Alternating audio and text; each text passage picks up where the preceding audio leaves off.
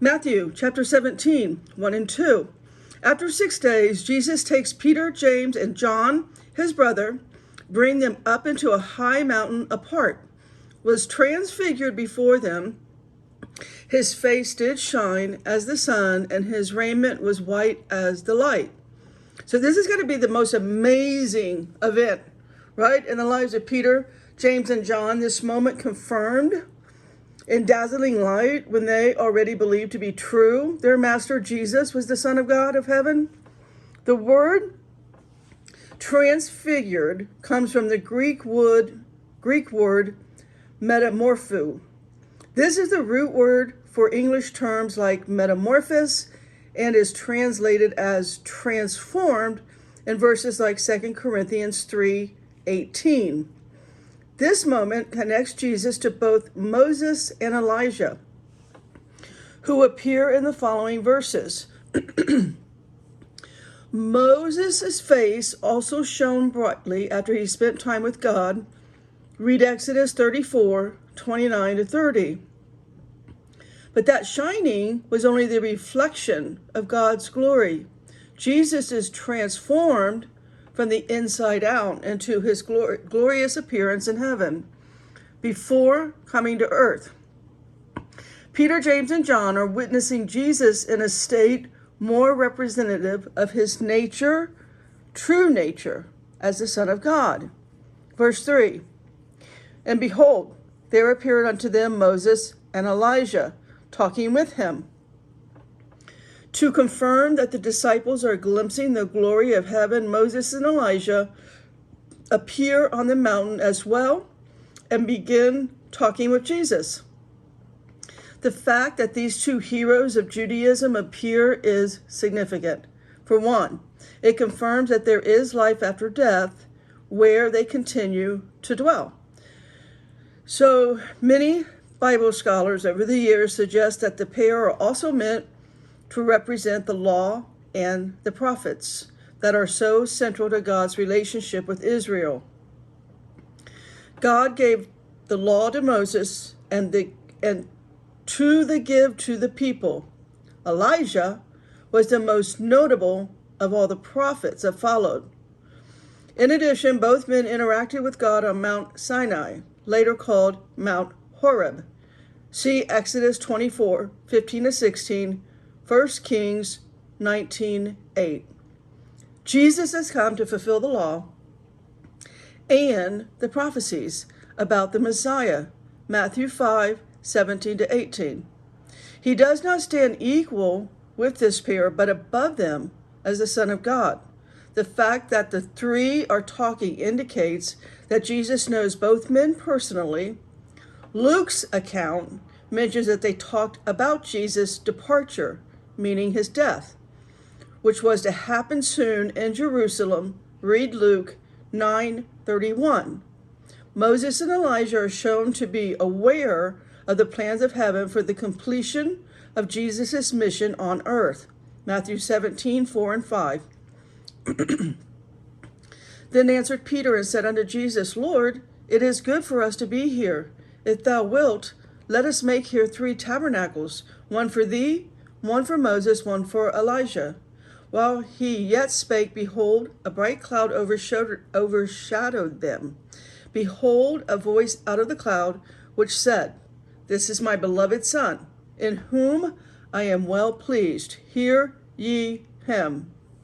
The cloud that overshadows the trio fits the description of the cloud that often appeared when God descended to interact with people on earth.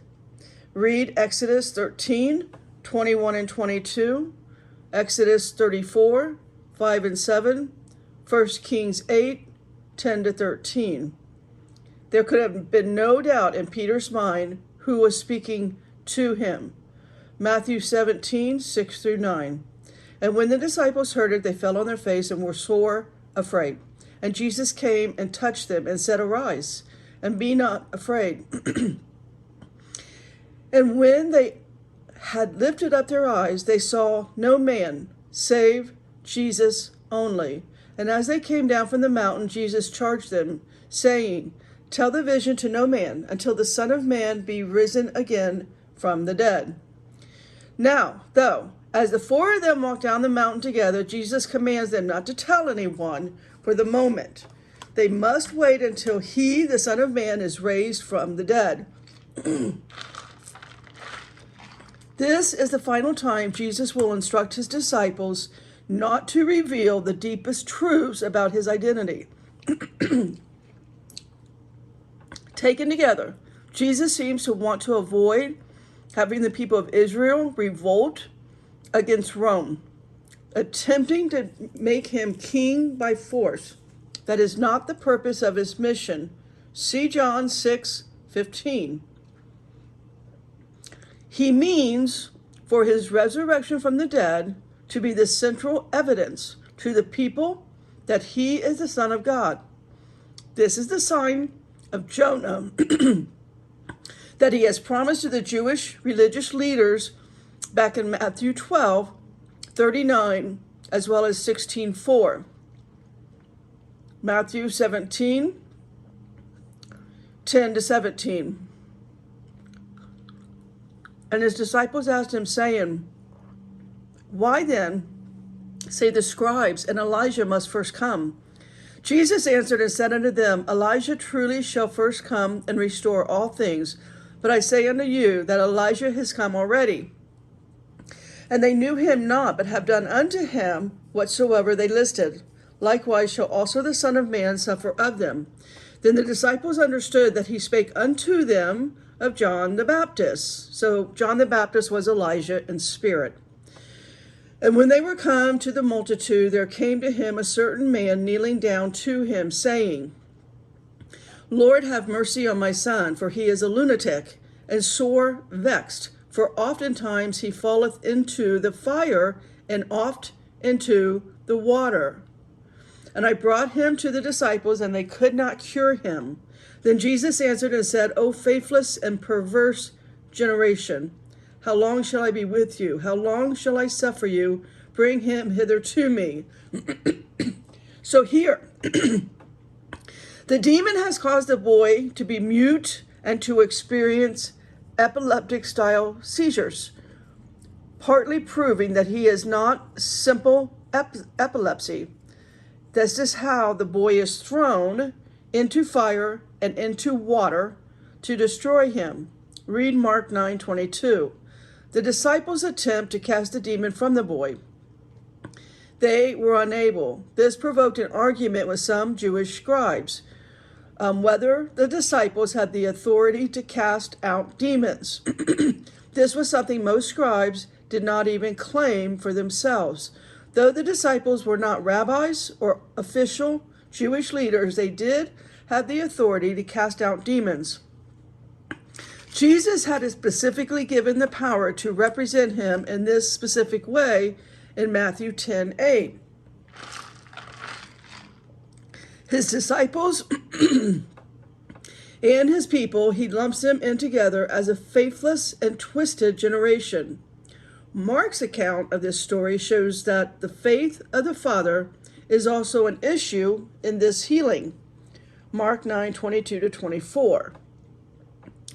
His comments here are the first suggestion we see in Matthew's writing of Jesus growing tired, of his time among humanity. When Jesus expresses this kind of frustration, the issue is nearly always the same: unbelief.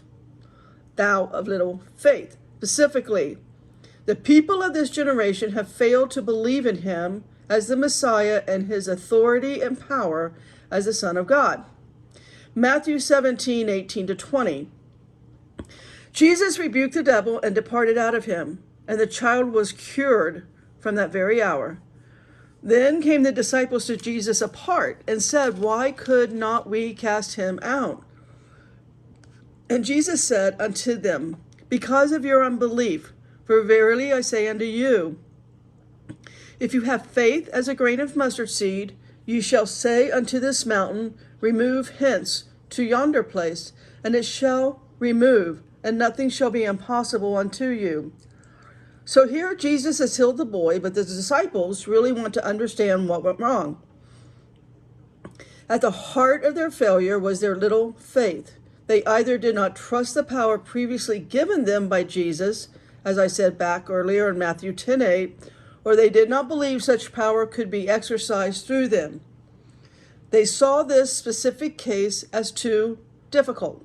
They could perform miracles using Christ's power at all was astounding reality. Jesus reveals here that the key to that power is faith in him. Now let's read Matthew 17:21-23. Howbeit this kind goeth not out of, but by prayer and fasting. And while they abode in Galilee, Jesus said unto them, the Son of Man shall be betrayed into the hands of men, and they shall kill him, and the third day he shall be raised again. And they were exceeding sorry. He has told them he is the Son of Man, is about to be delivered into the hands of men. Now he adds that those men will kill him, and he will be raised on the third day. John records this in 12:32-33. Jesus willingly made himself available to be sacrificed for the sins of humanity on the cross. He did this with full knowledge of what would take place. Matthew 16:21, 17:22-23. He was never surprised by a moment of it. He was acting in full obedience and submission to the will of God the Father, who gave his only begotten Son as a sacrifice, John 3:16. The disciples were upset to hear Jesus say this. Still, they did not fully understand what it meant. John 2:22. Matthew 17:24-25. And when they were come to Capernaum, they that received tribute money came to Peter and said, Does not your master pay tribute? He saith, Yes. And when he was come into the house, Jesus prevented him, saying, What think thou, Simon? Of whom do the kings of the earth take custom or tribute, of their own children or of strangers? So here Peter's been approached by some collectors of the temple tax. This was not a Roman tax. Jewish men, 20 years and older, were required by the law of Moses to contribute 2 drachmas, or half a shekel, to the temple once a year. Read that in Exodus 30:13-16. These collectors have asked Peter if his teacher, Jesus, plans to pay the tax. In verse 26, Peter saith unto him, Of strangers, Jesus saith unto him, Then are the children free. The king does not collect tax from his sons. He collects it from others, from the people. Jesus says that the sons are free. Jesus' point should have been obvious. The 2 drachma temple tax is meant to be given to God, who is king over all. Jesus is God's son. The temple tax is not required of the Son of God, any more than a regular tax is intended for the son of the king. Jesus should not be required to pay this tax. Jesus will not demand this right. He will, he's more interested in using the opportunity to help Peter to see once again exactly what it means that Jesus is the Son of the living God. It's not just a title. It is a reality with serious implications for him and for those who follow him. However, to avoid giving offense or giving the religious leaders anything to hold against him, Jesus will pay the tax. And finally, Matthew 17:27, notwithstanding, lest we should offend them, go thou to the sea, cast a hook, take up the fish that first come up, and when thou hast opened his mouth, thou shalt find a piece of money. That take and give unto them for me and thee. Potters, that's what we say in the word.